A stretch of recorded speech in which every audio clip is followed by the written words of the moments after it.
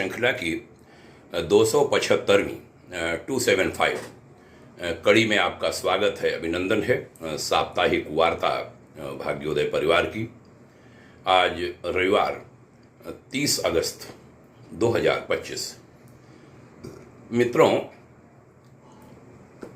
हमारा देश भारत भूमि देवों की भूमि है, अवतारों की भूमि है, देवालियों की भूमि है, देवालियों से समृद्ध भारत भूमि है हमारे देश की भूमि।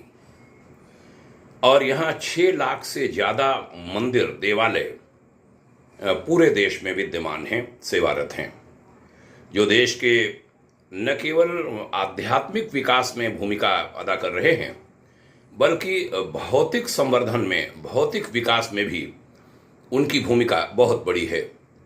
क्योंकि जो राजस्व आता है वह बहुत भारी आता है देवालियों से, मंदिरों से। और मंदिर सामान्य नहीं हैं, छोटे बड़े मंदिरों के अलावा बहुत बड़े बड़े मंदिर हैं, बहुत विख्यात मशहूर मंदिर हैं, जहां देश और विदेश से लोग पहुंचते हैं।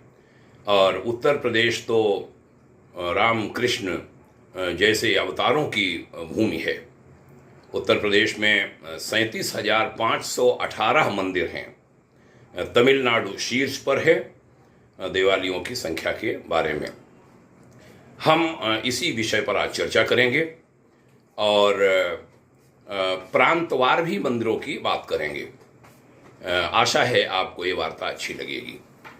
देवालियों की संख्या की बात करें तो तमिलनाडु पहले स्थान पर है, महाराष्ट्र दूसरे पायदान पर, तीसरे स्थान पर आंध्र प्रदेश है, गुजरात चौथे और राजपूतों की धरती राजस्थान 5वें पायदान पर देवालियों की महिमा का समुंदर पार तक यशोगान करती है।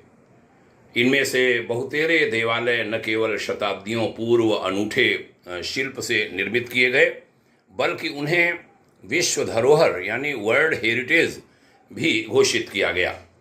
अपने अद्वितीय स्थापत्य और भव्य निर्माण के साक्षात उदाहरण बने थे ये देवालय।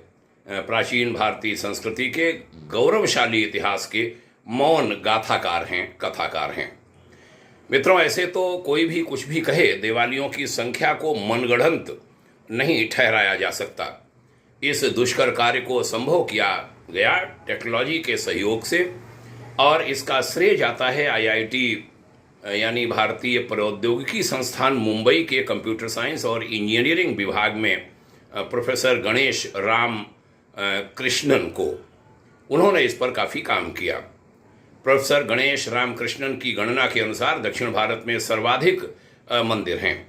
संख्या के आधार पर देखा जाए तो देश में स्थित कुल मंदिरों में 37% यानी 2,39,982 देवालय तमिलनाडु, कर्नाटका, आंध्र प्रदेश, तेलंगाना, केरल और पुडुचेरी में हैं।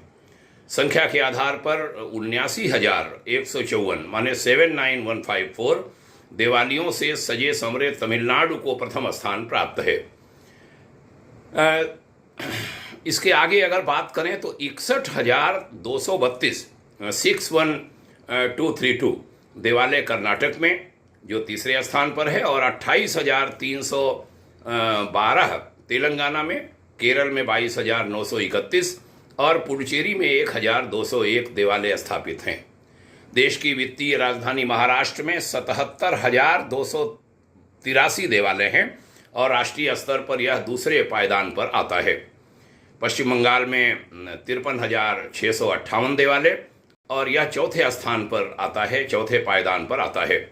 महाराष्ट्र से सटे गुजरात का 5वां स्थान है।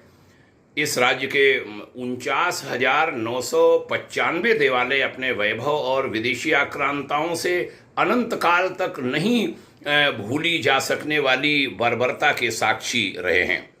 भगवान वेंकटेश्वर तिरुपति का विश्वविख्यात देवालय आंध्र प्रदेश में स्थापित है।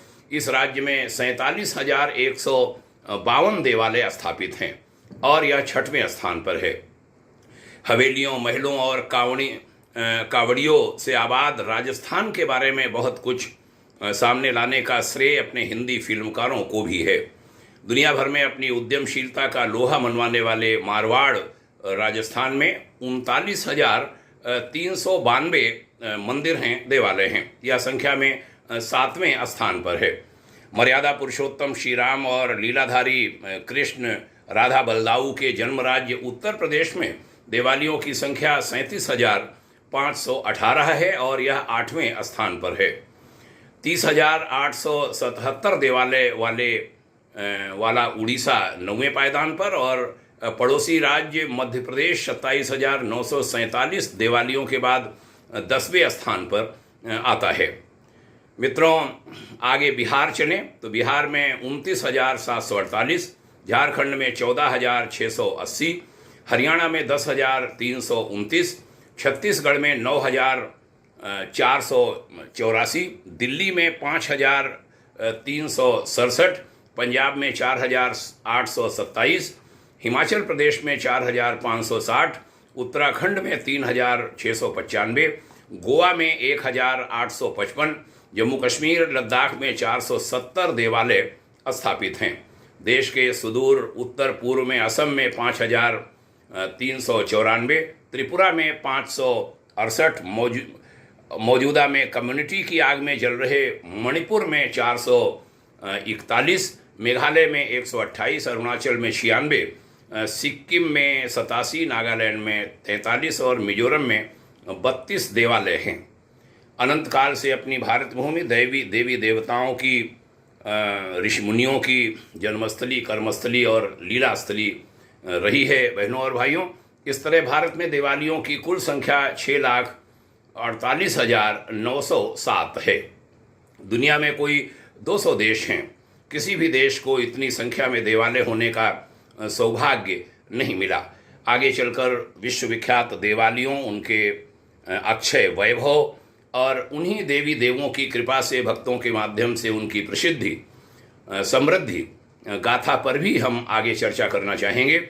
यह सभी प्रामाणिक आंकड़े देने के लिए हम IIT मुंबई के शोधकर्ताओं की सराहना करते हैं। हम भाग्योदय फाउंडेशन की इस रविवार की साप्ताहिक वार्ता में उन ऋषियों, मुनियों, उन प्राचीन राजाओं को धन्यवाद देते हैं जिन्होंने यह सब मंदिर बनवाए और उसके लिए बहुत सारी व्यवस्थाएं बनाई, मंदिरों के साथ ज़मीनें दी, उसके साथ रोजगार के बहुत सारे साधन जुटाए, गौशालाओं के लिए उन्होंने व्यवस्था करी कि हर जगह गौएं रहें, हर जगह विद्यालय काम करें, गुरुकुल काम करें, बहुत सारे काम उन्होंने किए। और आक्रांताओं का हमला हमारे ऊपर खूब हुआ और ये मंदिर चूँकि बड़े समृद्ध थे, इनमें सोने चांदी आदि की बड़ी प्रचुरता थी, इसलिए उन पर हमले खूब हुए और ऐसे हमलों के बाद उनको फिर से खड़ा करना, रानी अहिल्याबाई जैसी माताएं, उनको कितना नमन किया जाए कि मंदिर उन्होंने तोड़ा, इन्होंने फिर खड़ा किया। कई बार मंदिर, जो बड़े मंदिरों की बात कर रहा हूँ, सोमनाथ मंदिर जैसे, उनको खड़ा किया। अभी भगवान राम का तो 500 साल बाद हम सनातन समाज उसको ले पाया है। भगवान श्री कृष्ण का मथुरा और काशी में जो भगवान भोलेनाथ का स्थान है, काशी विश्वनाथ है, वह भी सब अभी बड़े दबाव में हैं और यह सब स्थान सनातन समाज को मिलना चाहिए। जो जिन लोगों ने इसके लिए काम किया, भारी संख्या में पुजारियों ने प्राण दिए, इनके लिए प्राण दिए, इनको बचाने के लिए, उन सब पूर्वजों को हम शत नमन करते हैं।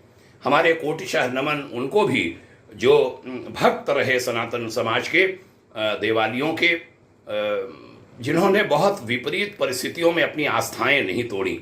अनेक लोगों ने आस्थाएं तोड़ दी और वह आज देश के लिए समस्या तक बन गए हैं। जिनके पूर्वजों ने आस्थाएं तोड़ी और अलग हुए, आज आवश्यकता है कि जिन्होंने आस्थाएं तोड़ी हैं वह सब अपने पूर्वजों के पद पर आएं और इस राष्ट्र को बहुत मजबूती दें, सनातन संस्कृति से जुड़े रहें। कोई पंथ कहीं कुछ हो, जुड़े भी रहिए, लेकिन सनातन के मूल से जुड़े रहिए, उससे शत्रुता मत पालिए। ईश्वर की इच्छा है कि सनातन पूरे विश्व में चरम पर जाए और वह जाएगा। उसमें विरोध में खड़े होने की बजाय सहयोग में खड़े होने की भाग्योदय फाउंडेशन आप सभी से करबद्ध प्रार्थना करता है। आइए बढ़ें, साथ साथ बढ़ें, सभी का कल्याण हो, सभी का हित हो, ऐसी कामना प्रार्थना के साथ आज की इस चर्चा का समापन करते हैं। यह चर्चाएं अन्य लोगों में भी सुनाइए, यह भी निवेदन। जय हिंद, बहुत बहुत शुभकामना। ओम शांति।